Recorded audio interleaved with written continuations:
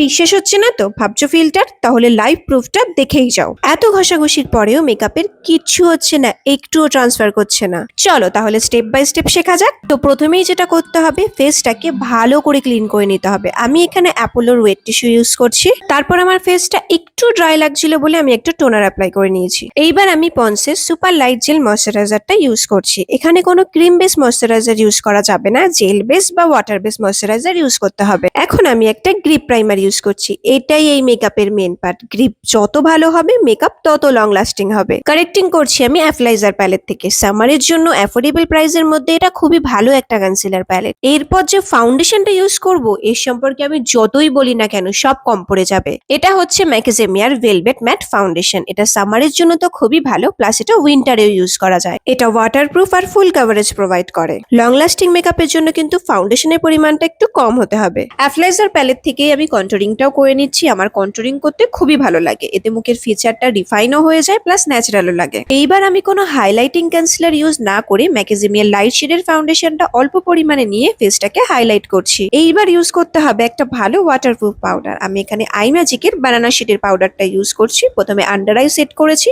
তারপর টি জোন এরিয়াটাকে ভালো করে সেট করে নিয়ে পুরো বেসটা সেট করব। এরপর যে পাউডারি ভাবটা রয়েছে ওটাকে একটা ভালো সেটিং স্প্রে ইউজ করে বসিয়ে দিতে হবে। আই মেকআপ শুরু করার আগে আইব্রোটাকে রিফাইন করে নিচ্ছি আই ম্যাজিকের আইব্রো জেল দিয়ে। প্রথমে আই মেকআপের একটা বেস বানালাম, তারপর একটা লাইট ব্রাউন কালারের ট্রানজিশন কালার আমার পুরো আইলিডে অ্যাপ্লাই করলাম। তারপর একটা ব্রাউন কালার শুধু আমার ইনার কর্নার আর আউটার কর্নারে অ্যাপ্লাই করে ব্লেন্ড করছি। সেম প্রসেসে ডার্ক ব্রাউন কালার অ্যাপ্লাই করছি আর ভালো করে ব্লেন্ড করছি যাতে কোনো হার্স লাইন না থাকে। ব্রাশের মধ্যে যেটুকু আইশ্যাডো রয়েছে সেটাকেই আন্ডার আইলিডে অ্যাপ্লাই করে নেব।